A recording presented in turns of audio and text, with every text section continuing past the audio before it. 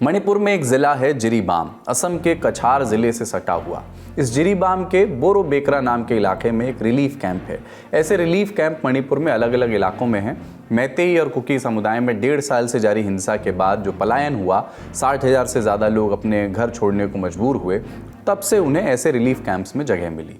तो ऐसे बोरो बेकरा के रिलीफ कैंप में रह रही 23 वर्षीय संध्या देवी के सामने 17 नवंबर को एक तस्वीर रखी गई और उनके पैरों के नीचे से ज़मीन खिसक गई जब उन्होंने वो तस्वीर देखी। ये तस्वीर थी उनकी 61 साल की माँ वाई रानी देवी की।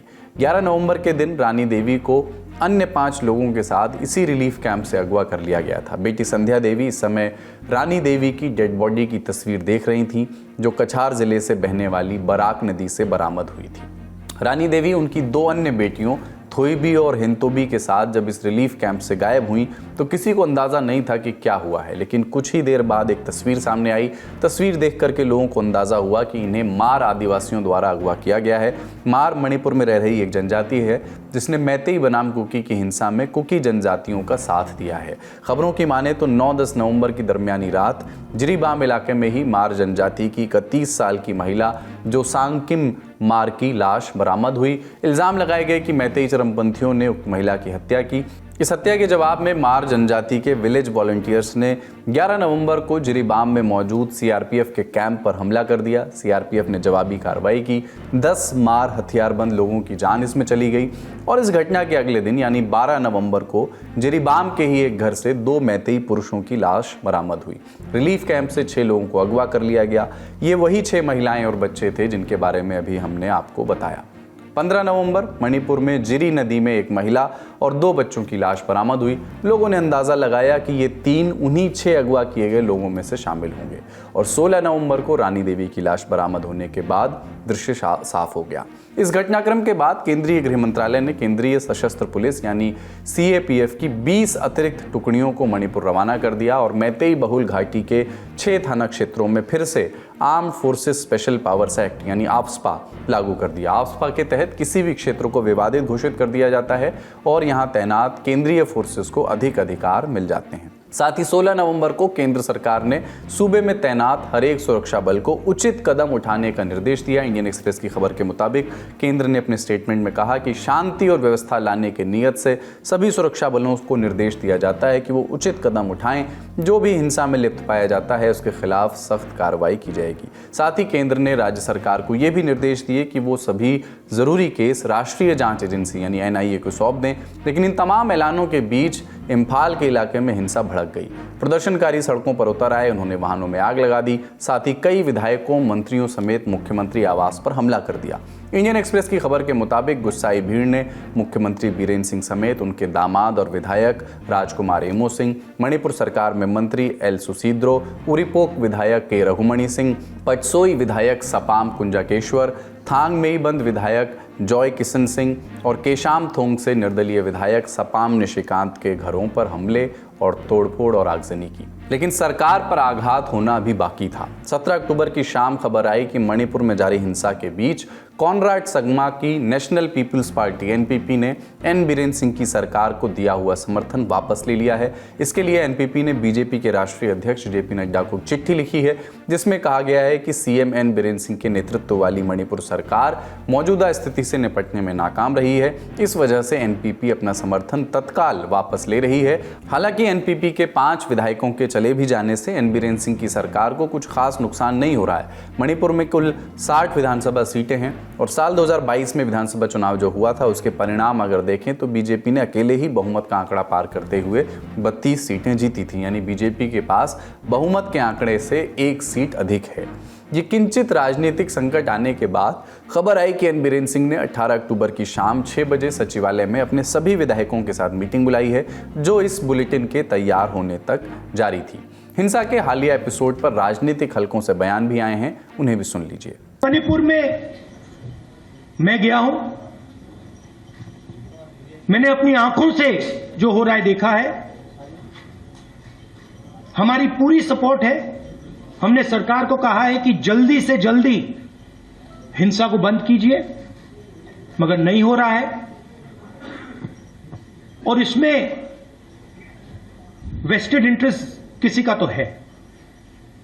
होम मिनिस्टर जी को अपना काम करना चाहिए, मगर किसी न किसी कारण होम मिनिस्टर अपने काम में इंटरेस्ट नहीं ले रहे हैं।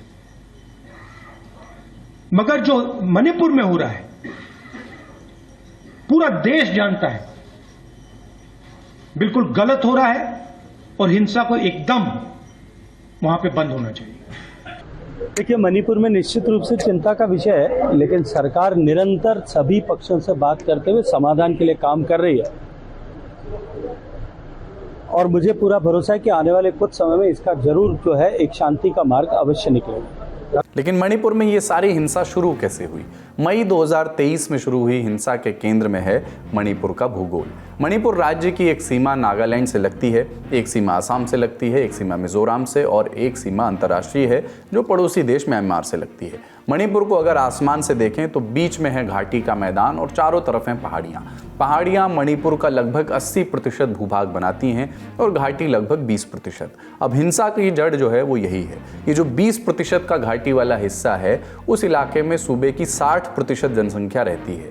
ये जनसंख्या है मैतेई समुदाय के लोगों की। बाकी का जो 80% का पहाड़ी इलाका है उसमें सूबे की जनसंख्या में 30% की हिस्सेदारी रखने वाली जनजातियां रहती हैं। इन जनजातियों में कुकी हैं, जो हैं, नागा और मार जनजातियों की बहुलता है।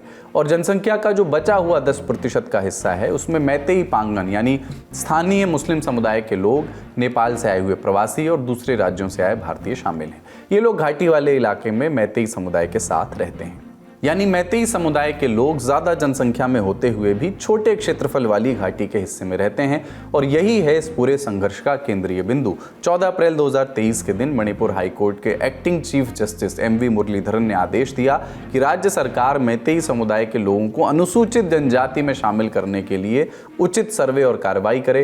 ये ऐसा आदेश था जिसकी बाद में गृह मंत्री अमित शाह और सुप्रीम कोर्ट ने भी निंदा की थी। मणिपुर में हुई हिंसा में कोर्ट के इस आदेश की बड़ी भूमिका मानी जाती है। कुकी समुदाय को लगने लगा था इस आदेश के बाद कि राज्य सरकार उन्हें निशाना बना रही है और 28 अप्रैल 2023 को जब CM N बीरेन सिंह एक ओपन जिम का उद्घाटन करने चूराचांदपुर पहुंचे तो कुकी समुदाय ने उस ओपन जिम में आग लगा दी। प्रदर्शन शुरू हुआ। फिर कैलेंडर में तारीख लगी 3 मई 2023। आदिवासी छात्रों के संगठन All Tribal Student Union Manipur ATSUM ने सरकार और कोर्ट के फैसले का विरोध करने के लिए रैली निकाली। इसे कहा गया ट्राइबल सॉलिडेरिटी मार्च। इसके जवाब में मैतेई संगठनों ने भी उसी दिन जवाबी मार्च निकाला। कई जगहों पर छोटे मोटे गतिरोध हुए, लेकिन घटना ने हिंसक मोड़ लिया जब कुकी समुदाय ने अपने इलाके में मौजूद मैतेई घरों में आग लगाई, मैतेई समुदाय के लोगों की हत्या की। और यही काम मैतेई लोगों ने अपने इलाके में कुकी लोगों और उनके घरों के साथ किया और इसके साथ मणिपुर में एक हिंसक रक्तपात का दौर शुरू हुआ जो आज भी जारी है। और हिंसा के हालिया अध्यायों के बीच 17 नवंबर को गृह मंत्री अमित शाह अपनी महाराष्ट्र रैलियों को छोड़ करके दिल्ली पहुंचे थे और सुरक्षा स्थितियों का जायजा लिया था। और आज होनी थी गृह मंत्रालय में एक हाई लेवल मीटिंग, एक उच्च स्तरीय बैठक। उसका अपडेट लेते हैं पत्रकारों से। और देखिए, केंद्रीय गृह मंत्री अमित शाह की तरफ से उच्च स्तरीय बैठक पिछले 24 घंटे में 2 बार मणिपुर के हालात को लेकर के हुई है। इस बैठक में तमाम केंद्रीय गृह मंत्रालय के अधिकारी मौजूद थे, जिसमें IB के अधिकारी के साथ साथ गृह मंत्रालय से जो जुड़े हुए सीनियर अधिकारी हैं वो मौजूद थे। गृह मंत्री अमित शाह ने सुरक्षा की समीक्षा की। इस बैठक में सबसे खास बात यह है कि बैठक से पहले केंद्रीय गृह मंत्री अमित शाह ने CRPF के DG को ग्राउंड पर भेजा। ग्राउंड की स्थिति क्या है उस स्थिति का आकलन करने के लिए उन्होंने जो CRPF के DG अनीस दयाल हैं उनको भेजा था। उन्होंने अपनी इनिशियल रिपोर्ट केंद्रीय गृह मंत्रालय को भेजी है। उसके मुताबिक वहाँ पर फोर्सेस की संख्या लगातार बढ़ाई जा रही है। गृह मंत्रालय के सूत्रों की माने तो करीब 50 के आसपास जो हैं वो अर्धसैनिक बलों की कंपनियां भेजी जा रही हैं। इससे पहले 20 कंपनियों को वहां पर भेजा गया है। कुल मिलाकर के वहां पर जो फोर्सेज की संख्या है वो बढ़ाई जा रही है और करीब 70 के आसपास कंपनियां भेजी जा रही हैं, जिसमें 7000 के आसपास जवान रहेंगे। मकसद ये है इसके पीछे कि अगर जवानों की संख्या ज़्यादा वहां पर रहेगी तो जो दोनों ग्रुप के बीच में लगातार हिंसक घटनाएं हो रही हैं उसको रोका जा सकेगा। इसके साथ ही जो कुकी मिलिटेंट अटैक कर रहे हैं सिक्योरिटी फोर्सेस के ऊपर, उस पर लगाम लगाई जा सकेगी। यही नहीं, जो वहाँ पर लगातार जो अटैक हो रहे हैं, इसके साथ साथ लोगों का अपहरण करके उनको मार दिया जा रहा है, उसके लिए एनआईए को भी इस पूरे मामले में रोप इन किया गया है। एनआईए ने 3 केस दर्ज किए हैं गृह मंत्रालय के आदेश पर। इन 3 केस के आधार पर वो लोग आगे इन्वेस्टिगेशन करेंगे। लेकिन सबसे बड़ी बात यह है कि पिछले कुछ दिनों से जिस तरीके की लगातार स्थिति वहाँ की खराब बनी हुई है, इसको देखते हुए पैरामिलिट्री फोर्सेस को ज़्यादा से ज़्यादा संख्या में वहाँ पर डिप्लॉय किया जा रहा है और ये कहा जा रहा है कि जितना फोर्सेस का फुटफॉल वहाँ पर होगा, लोग उससे डरेंगे, लॉ एंड ऑर्डर की सिचुएशन अपने हाथों में नहीं लेंगे और इसी वजह से इस तरीके का एक्शन केंद्रीय गृह मंत्रालय की तरफ से लिया जा रहा है। इस खबर में फिलहाल इतना ही।